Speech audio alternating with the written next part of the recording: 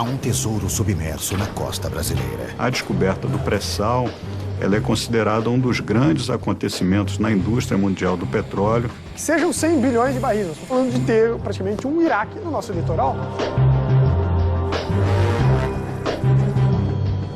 Mas extrair essa riqueza das profundezas é um desafio para poucos. Um mergulho no desconhecido. Com grandes riscos, riscos imensos. Um desafio no limite do conhecimento humano. A viagem do homem para descobrir e produzir petróleo no fundo do mar é uma viagem que guarda semelhança com a viagem do homem para explorar o universo. A conquista dessa nova fronteira também traz uma grande ameaça.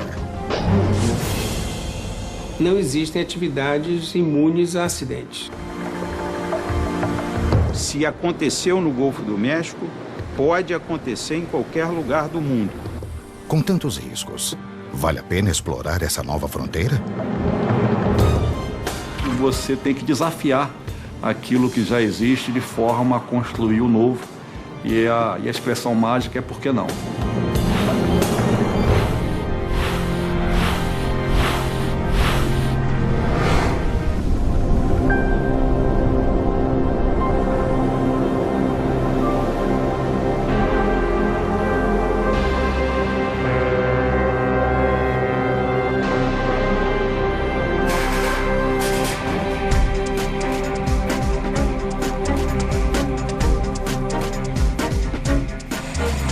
Em alto mar, a 300 quilômetros da costa brasileira, engenheiros e geólogos estão desbravando uma nova fronteira.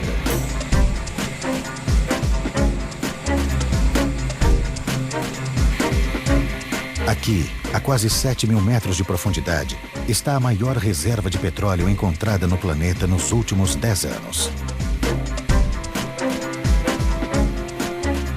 Uma enorme área com 800 quilômetros de extensão e 200 de largura, que ficou conhecida como Província do Pré-Sal. No auge da crise do petróleo na década de 1970, o Brasil descobriu as primeiras jazidas na Bacia de Campos, litoral do Rio de Janeiro, que representa mais de 80% da produção nacional. Buscando petróleo em águas cada vez mais profundas, as reservas brasileiras chegaram a 15 bilhões de barris.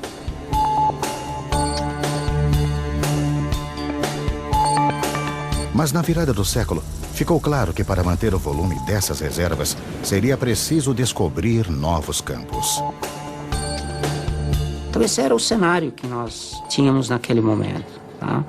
De buscar exatamente grandes reservas, com grandes riscos imensos. Os geólogos tinham uma ideia de onde procurar.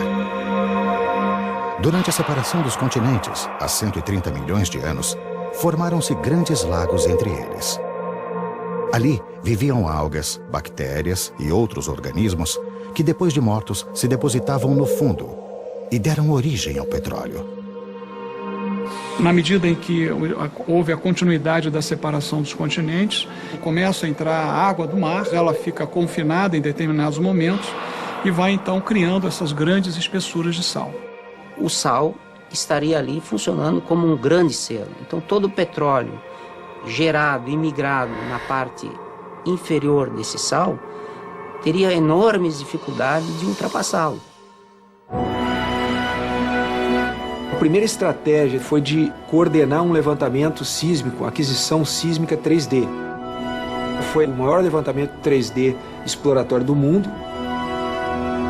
Um navio que vai passando na superfície do mar e emitindo ondas, e essas ondas vão até o subsolo e são refletidas para a superfície e captadas por sensores na superfície. Não seria comparável a um ultrassom do subsolo. As imagens mostraram sinais de que abaixo da camada de sal poderia realmente haver reservatórios de petróleo. A partir daí, desse modelo e do dado sísmico, o que falta é descer a broca e constatar que, de fato, aquele modelo, e lastreado pelo entendimento sísmico, pela interpretação sísmica, se configura numa realidade, né? Em dezembro de 2004, uma sonda de perfuração foi enviada para a região. O ponto indicado pelos geólogos para perfurar o primeiro poço foi chamado de Paraty. A expectativa era imensa, né? 2, 3 poços secos poderiam colocar essa ideia por mais 10 anos aí na prateleira. Uma broca é levada até o fundo do mar por uma coluna formada por segmentos de 30 metros cada, conectados um a um.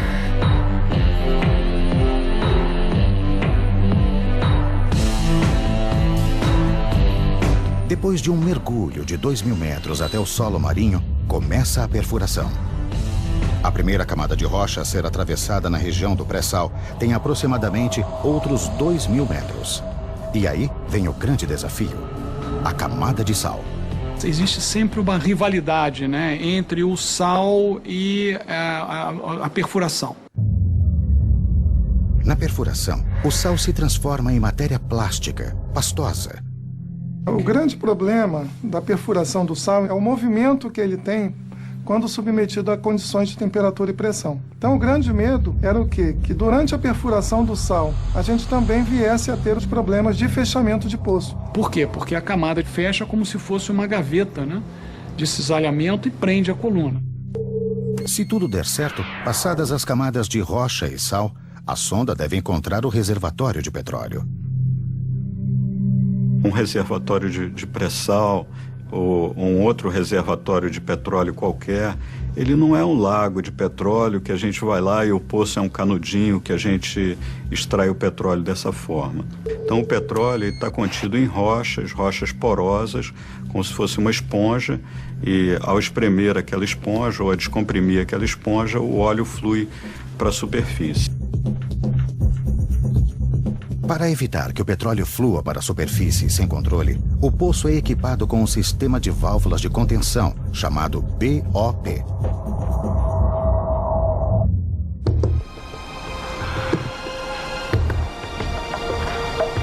Durante 15 meses, a sonda perfurou o poço de Paraty até uma profundidade de 7.600 metros. Era um mergulho no desconhecido. O mergulho custou bem mais do que previsto, 240 milhões de dólares. Na época, o poço mais caro da história mundial. Felizmente, nós só ficamos sabendo disso no final, senão talvez tivéssemos dificuldade de aprovação. E pior, contrariando todas as expectativas, no fundo do poço havia muito gás, mas quase nada de petróleo. Mesmo assim, Paraty é visto como um fracasso que deu certo. Então foi uma descoberta muito importante porque ela comprovou basicamente a existência de um sistema petrolífero ativo. Isso nos incentivou ao passo seguinte, que foi a perfuração do poço pioneiro de Tupi. Tupi seria a prova de fogo de todo o projeto. Tupi foi algo fantástico, porque Tupi a gente ia atravessar uma camada de mais de 2.000 metros de sal. Isso até então a Petrobras nunca tinha perfurado uma situação dessa. Então nós nos preparamos realmente como se fôssemos preparar para uma guerra. A perfuração de Tupi começou em março de 2006. 5 meses depois, a sonda atingiu a rocha reservatório, 3 vezes mais rápido do que em Paraty. Mas o fantasma do fracasso assombrou os exploradores mais uma vez.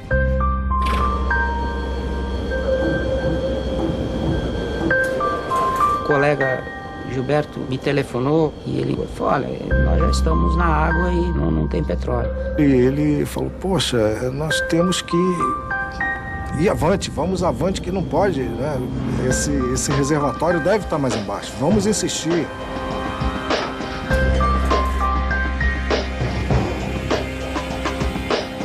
Era impossível acreditar naquilo que me havia sido dito, né? Então, naquele momento ali, a gente fica, poxa, e tal, e agora o que a gente faz, né? Não, vamos adquirir mais dados, vamos fazer teste, vamos ver o que fluido que faz.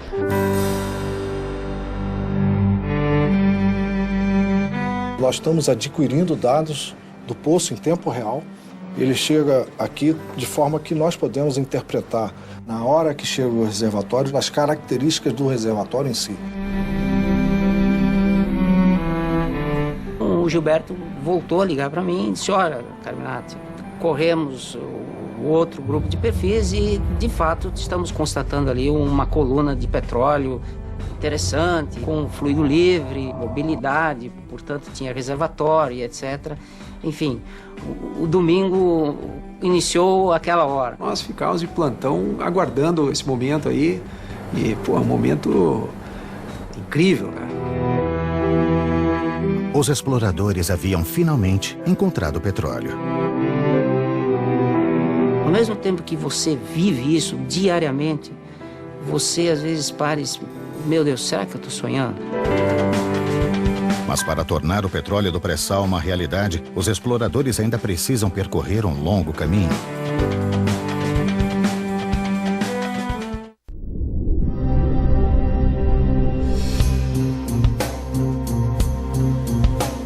A descoberta de petróleo na camada de pré-sal do Campo de Tupi foi apenas o primeiro passo na exploração dessa nova fronteira na costa do Brasil.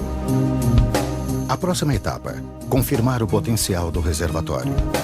A sonda de perfuração é substituída por uma unidade flutuante de produção e armazenamento de petróleo, conhecida como FPSO. Essa unidade especificamente foi projetada para fazer esse tipo de trabalho. Chegar primeiro na área, começar a produzir o poço, conhecer tudo sobre ele. Daqui eu estou vendo tudo, é como se eu estivesse lá. Essa sala, podemos dizer que é o coração da produção de petróleo desse navio aqui. A tripulação monitora dados como temperatura, pressão e vazão do poço através dos sensores de um conjunto de válvulas chamado Árvore de Natal, instalado no fundo do mar.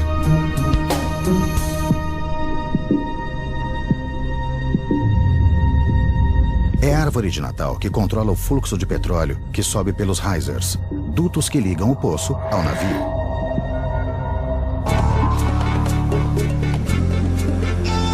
Esta ainda é uma etapa de teste. Durante 18 meses, este FPSO irá monitorar a produção do poço de Tupi. O objetivo é determinar a quantidade e a qualidade do óleo a ser explorado. É o chamado teste de longa duração, ou TLD. Eu preciso saber se as descobertas que estão sendo feitas, elas têm um porte ou um tamanho que justifique um desenvolvimento em uma área tão complexa geograficamente. Os dados que nós temos obtido até o momento mostram uma vazão estável, então é um poço capaz de produzir uma vazão alta e que tem um potencial superior a 20 mil barris. Isso nos dá segurança para ir em frente. Com esses dados de produção diária, a realidade superou o melhor dos sonhos dos exploradores. O Campo de Tupi é gigante, com volume estimado de 5 a 8 bilhões de barris. São raríssimos os campos gigantes descobertos no mundo. E melhor, o petróleo contido ali é de alta qualidade. Ele tem uma característica de óleo entre leve e intermediário, em termos de qualidade de petróleo. Quanto mais leve, melhor. E além disso, o petróleo de Tupi tem muito gás em solução. Separado do petróleo, esse gás terá lugar certo no mercado brasileiro, que ainda depende das importações de gás da Bolívia.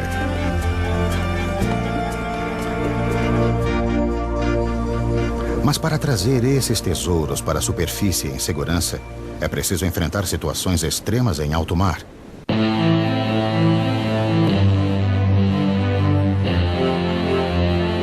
O ambiente marinho é um ambiente hostil, não só pela alta pressão, como pela baixa temperatura e a dificuldade de visibilidade. A unidade de produção ela vai ficar ali por 20, 30 anos. Então, ela também tem que ser dimensionada para suportar esses esforços aí das marés, dos ventos, correntezas e tudo que estiver relacionado.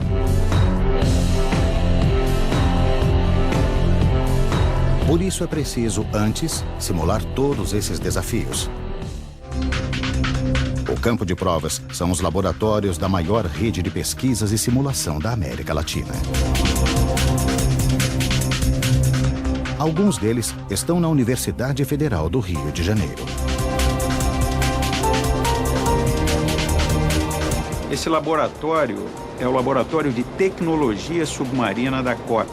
Ele simula equipamentos, dutos submarinos e comportamento de estruturas em grandes profundidades.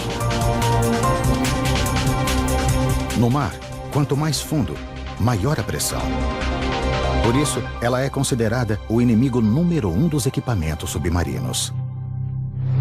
É como se nós tivéssemos um elefante adulto com todo o seu peso sobre uma formiga pequena. Na exploração em águas tão profundas, os equipamentos são as formigas. E o elefante é a pressão atmosférica. Nós fazemos muitos testes para ver, por exemplo, qual é a pressão que um duto pode resistir. E nós vemos essas condições extremas, como se nós tivéssemos uma pasta, um tubo de pasta de dente, no trilho de um trem e esse trem passando em cima. Qualquer falha nesses equipamentos pode acarretar parada de produção, intervenção, custos muito altos. E ainda pior, uma falha pode causar um desastre ambiental. A falha desses equipamentos implica intervenções complexas. O homem não consegue trabalhar em profundidades além de 500 metros. Você tem que, através de um robô, identificar o tipo de falha e depois planejar a intervenção.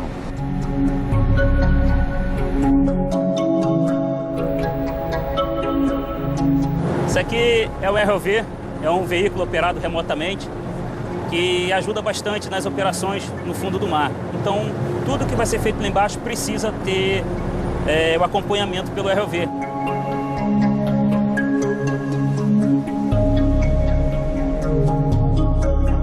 O ROV é fundamental para os monitoramentos de segurança durante o tempo de produção do poço. E é este robô que precisa detectar um outro inimigo ainda mais difícil de identificar: a corrosão.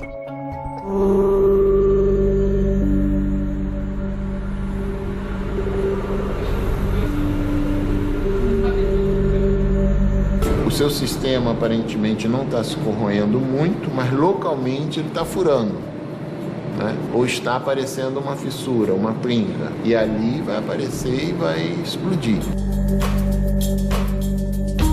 E o petróleo do pré-sal tem uma característica que potencializa a corrosão: uma grande quantidade de gás carbônico, o CO2.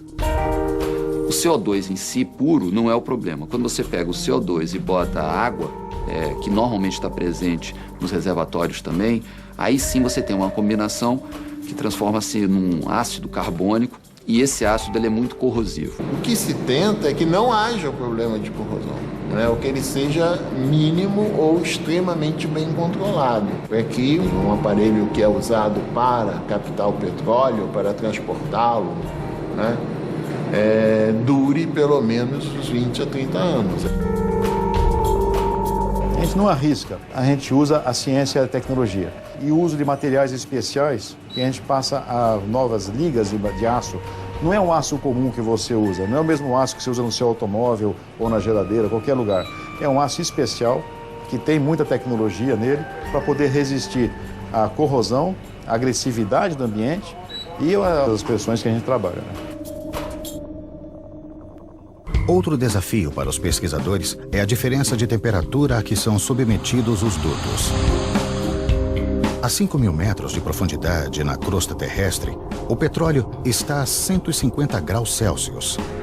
À medida que você sai do poço com uma determinada temperatura alta, você, quando entra na fase de águas mais frias, no entorno desse duto, a tendência é esse fluido interno ir resfriando e pode formar parafina ou hidratos, bloqueando a linha.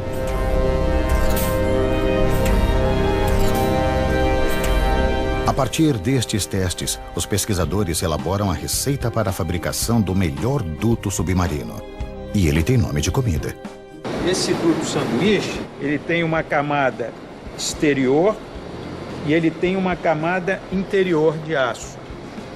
E tem uma camada intermediária de material polimérico. A ideia é que ele possa trabalhar de forma conjunta para aumentar a resistência às altas pressões e, ao mesmo tempo, dar a proteção em termos de temperatura para que a temperatura não baixe muito. Temperatura, corrosão e pressão são os primeiros inimigos enfrentados pelos novos equipamentos do pré-sal. Mas o caminho até a superfície terá forças ainda mais destrutivas.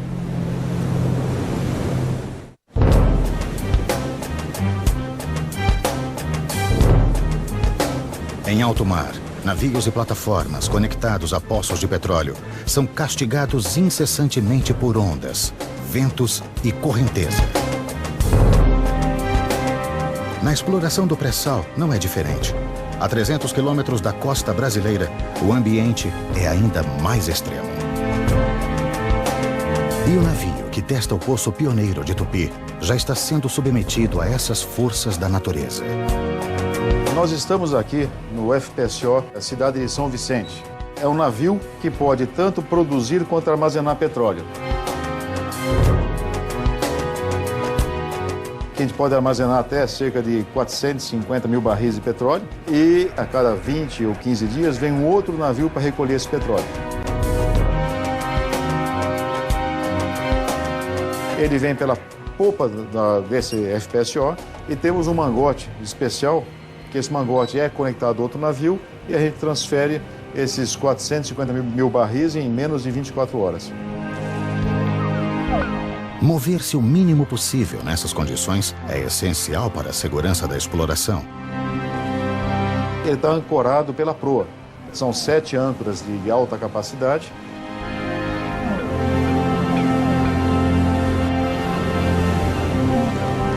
Essa tecnologia de ancoragem em águas profundas e ultraprofundas foi desenvolvida e patenteada por engenheiros brasileiros. O sistema usa barcos de apoio para lançar âncoras no formato de torpedo ao fundo do mar. Cada uma pesa mais de 130 toneladas. Com o próprio peso, essas âncoras torpedo penetram até 400 metros no solo marinho e garantem uma capacidade de fixação de quase 1,5 milhão de toneladas cada. Locais como pré-sal são de águas muito profundas, ultra profundas, que chegam até quase 3.000 metros. Então não tem como colocar uma estrutura fixa no fundo do mar. Então nós temos essas plataformas flutuantes, ancoradas, com várias linhas de ancoragem e dutos chamados risers, indo para a plataforma carregando óleo e gás. Mas como testar navios e plataformas enormes antes mesmo de colocá-los no mar? Nós não podemos construir uma plataforma em escala real e colocar para testar. Não é como carro, que tem um protótipo menor que possa testar em loco. Então, nós fazemos um modelo em escala reduzida e testamos no tanque. No tanque de provas numérico da Universidade de São Paulo, os pesquisadores reproduzem os cenários mais extremos e até ondas improváveis.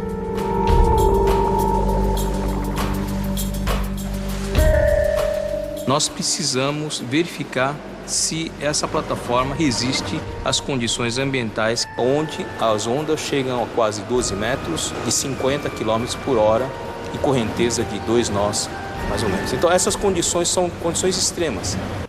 Mesmo com esses tanques, é difícil lidar com as escalas de grandeza da região do pré-sal. Com essas profundidades que nós estamos atingindo no pré-sal, nós não temos o tanque suficientemente grande que possa simular uma profundidade de 3.000 metros.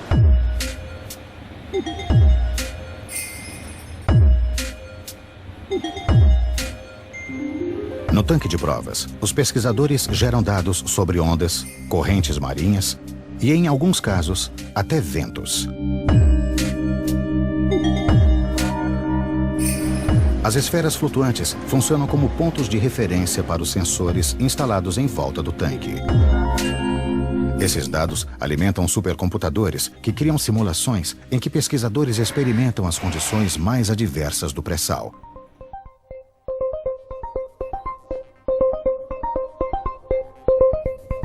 Nós colocamos todo o resultado da simulação na sala de visualização 4D. Nós colocamos as pessoas que estão envolvidas no projeto para verificar se aquelas condições estão de acordo ou não. Se não for viável, nós simulamos outras condições, outras alternativas. No futuro, a própria tripulação dos navios poderá ser treinada nesses simuladores. As informações geradas no tanque de provas numérico e em outros laboratórios espalhados pelo Brasil são enviadas para uma rede de computadores superpotentes que simulam os piores cenários do ambiente marinho. O computador nos auxilia a interpretar essa complexidade do mundo real que nos cerca. Você pode considerar os efeitos de uma temperatura, de um aquecimento, o efeito de um ataque químico sobre o material que compõe essa estrutura. Então, você vai tornando o seu problema cada vez mais complicado. Isso demanda um computador cada vez mais poderoso. Todas as simulações em laboratório e testes em alto mar estão confirmando que é possível desenterrar o tesouro da camada do pré-sal. Mas, uma vez na superfície, todo o petróleo e gás que devem ser extraídos criam um novo desafio. Um pesadelo logístico.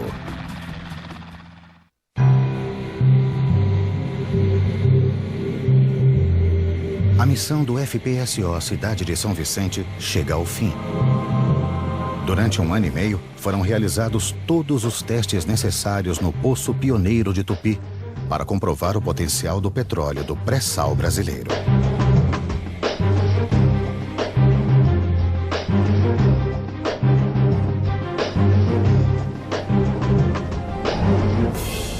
No lugar do Cidade de São Vicente, entra em operação um FPSO maior, o Cidade de Angra dos Reis, com capacidade para produzir 100 mil barris de petróleo e 35 milhões de metros cúbicos de gás por dia.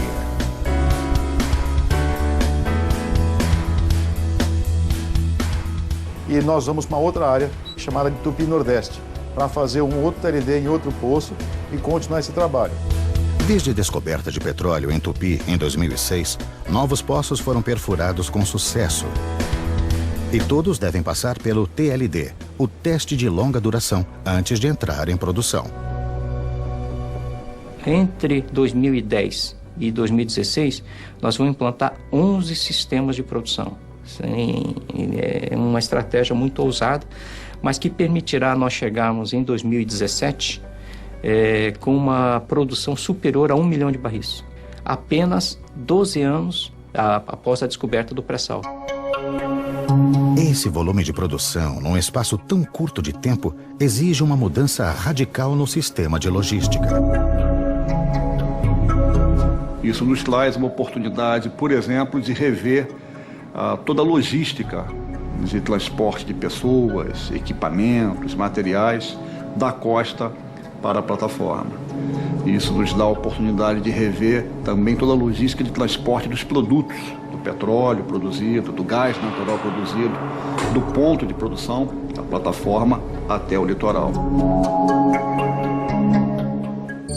A logística do pré-sal equivale a povoar e abastecer uma cidade. Só que esta é formada por bairros flutuantes, distantes uns dos outros e a 300 quilômetros da costa. Cada unidade de produção é operada por aproximadamente 150 pessoas, em turnos de 15 dias. Para chegar e sair daqui, só de helicóptero.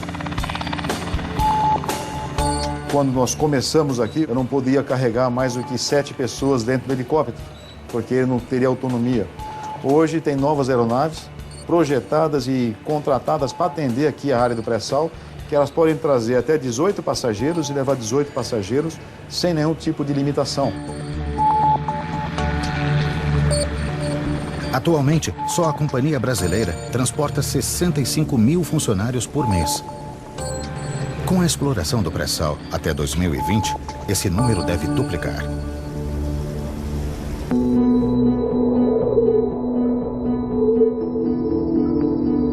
Dirigíveis já são utilizados em algumas situações militares para transporte de grande número de pessoas em situações complexas. Esses dirigíveis pousariam em terminais flutuantes, posicionados a meio caminho entre o continente e as unidades de produção, para armazenar combustíveis e outros materiais. Os passageiros seriam então transportados em helicópteros menores até as plataformas. Mas ainda há um problema logístico que está tirando o sono dos engenheiros. O que fazer com a grande quantidade de CO2, o gás carbônico, misturado ao óleo e gás do pré-sal? O gás em solução, ele tem algum percentual, no caso de Tupi, uma faixa de 8% a 12% de um contaminante, que é o CO2. O gás carbônico é o principal vilão do efeito estufa, que é apontado por muitos cientistas como responsável pelo aquecimento global. Por isso a preocupação de não liberá-lo para a atmosfera. Existe uma proposta de reinjeção desse CO2 para poder aproveitar esse CO2 para gerar energia no reservatório como um poço injetor. Poços de reinjeção já são utilizados na indústria do petróleo para aumentar a produtividade. A nossa tradição é injetar água do mar para manter a pressão dos reservatórios e garantir níveis altos de produção. Isso é fundamental, ainda mais no ambiente de águas profundas. Se a reinjeção do CO2 der certo, os engenheiros resolverão 2 problemas de uma só vez. Todas as descobertas já confirmadas no pré-sal brasileiro indicam que as reservas devem chegar a 16 bilhões de barris. E isso considerando apenas 25% da província do pré-sal. As previsões mais otimistas são de que ali existam até 120 bilhões de barris de petróleo e gás. Um tesouro que gera grandes perspectivas e também grandes riscos.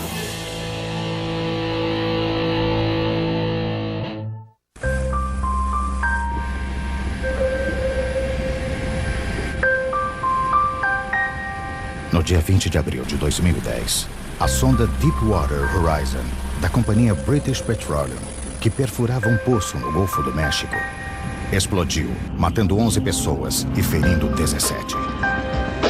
Iniciou-se uma ignição e incêndio. Esse incêndio consumiu a plataforma, essa plataforma afundou e o vazamento continuou absolutamente sem controle.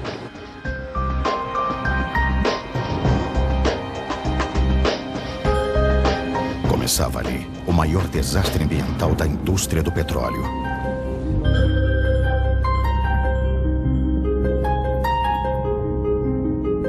Durante 85 dias, o vazamento lançou no Golfo do México quase 5 milhões de barris de petróleo. O acidente superou o do petroleiro Exxon Valdez, ocorrido no Alasca em 1989.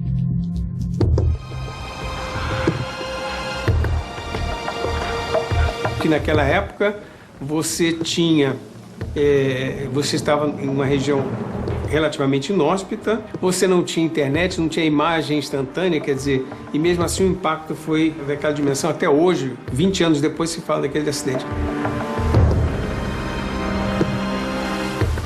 Esse foi muito maior, perto de zonas de manguezais na costa americana, uma presença muito maior das pessoas, com uma visibilidade maior.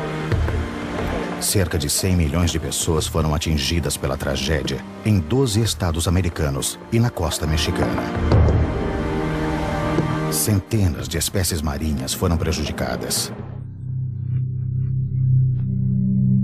O desastre no Golfo do México serve de alerta para os riscos da exploração do pré-sal na costa brasileira. O que eu vejo de grave nessa história do pré-sal, em termos de um possível acidente, é, em primeiro lugar, comparado com o Golfo do México, a profundidade. O poço perfurado pela Deepwater Horizon tinha quase 5.500 metros de profundidade. No pré-sal brasileiro, a maioria dos poços tem mais de 7.000 metros. E por fim, e que é uma coisa extremamente importante, é a distância da costa. Ou seja, a capacidade de mobilização de pessoas, de equipamentos, de contenção, ela é muito mais limitada do que existia na costa, no caso do Golfo do México. No Golfo do México, a Deepwater Horizon estava a 66 quilômetros dos portos mais próximos. Na costa brasileira, os portos de onde sairia o socorro estão a pelo menos 300 quilômetros das áreas de exploração, quase 5 vezes mais distantes. Em outubro de 2010, investigadores americanos identificaram falhas humanas na gestão da empresa inglesa, principalmente quanto ao aspecto de segurança. São vários equipamentos e procedimentos e falhas humanas que se misturam num grande acidente. Era uma plataforma que já vinha sendo objeto de diversas reclamações quanto à tecnologia, quanto à segurança, quanto à própria segurança do trabalho. E o equipamento decisivo nessa prevenção é o equipamento chamado Blowout Preventer, BOP. Ele responsável por fechar o poço. Esse equipamento falhou. Por mais sofisticados que sejam os sistemas de segurança e por maiores que sejam os cuidados, não existem atividades imunes a acidentes. Mas as causas dessa tragédia são ainda mais complexas. No governo Bush houve um relaxamento absoluto quanto a utilização e aplicação de normas. O capital privado ele precisa ter regras e essas regras têm que ser obedecidas, elas têm que ser fiscalizadas e, se não forem obedecidas, têm que ser severamente punidas. Isso não estava acontecendo. No Brasil, a responsável por fiscalizar o setor é a ANP, Agência Nacional do Petróleo. A ANP, que é o órgão regulador, tem uma estrutura de fiscalização muito mais efetiva, estrita e bem estabelecida, que pode levar a uma probabilidade menor de que haja um acidente, mas que, de qualquer maneira, não são infalíveis.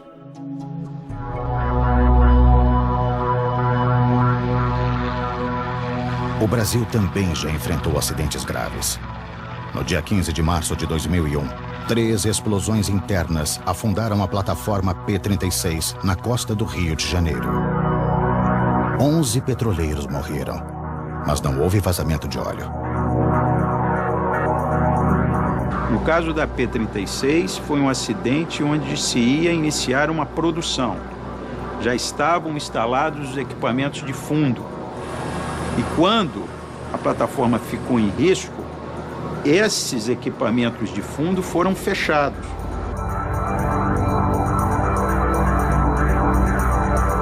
Além da ameaça ambiental, o pré-sal traz também outros riscos.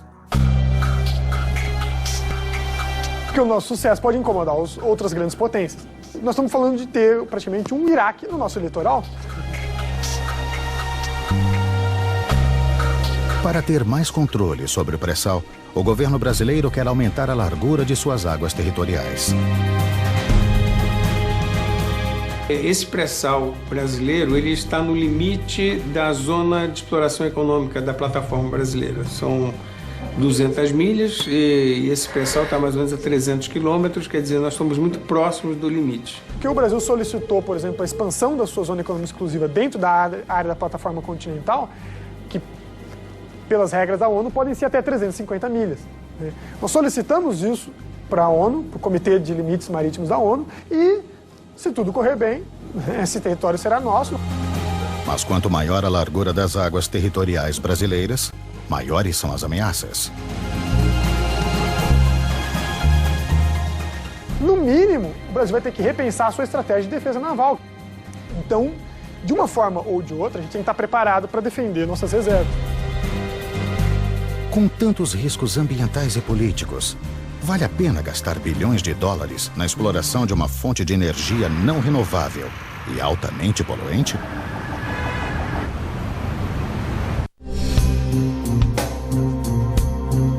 Anos de pesquisa, desenvolvimento de tecnologia de ponta, bilhões de dólares em investimentos para explorar uma fonte de energia não renovável e nociva ao planeta.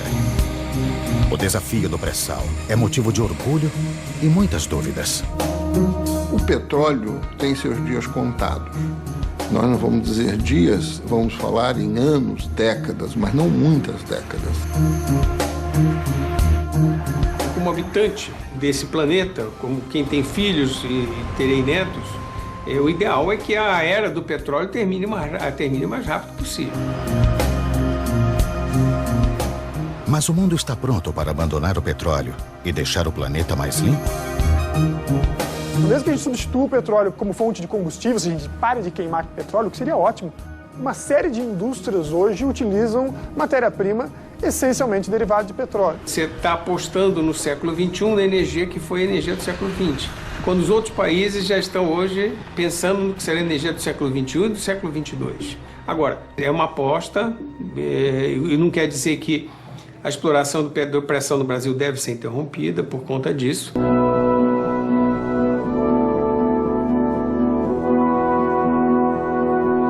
De 2010 a 2020, está previsto a duplicação da produção diária da Petrobras, de 2 milhões para mais de 4 milhões de barris por dia.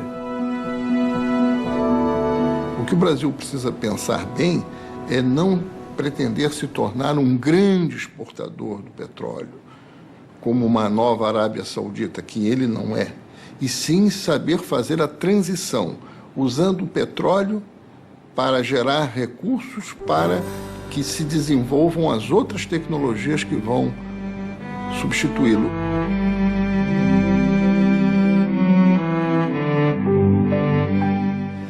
O que mais tem me impressionado é exatamente o efeito multiplicador que a exploração tem. O investimento no pré-sal já sustenta uma corrida tecnológica em várias direções.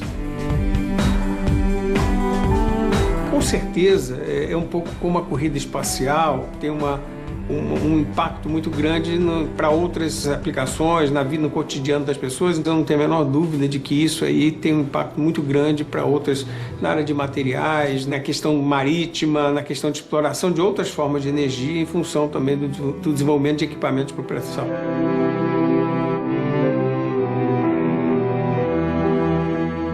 O pré-sal representa o petróleo que o Brasil usará nos próximos 30, 35, 40 anos. Mas não só isso. O legado da tecnologia será muito mais relevante e ela poderá atuar nos diversos campos do saber. Mais que isso, que eu sei, não posso falar.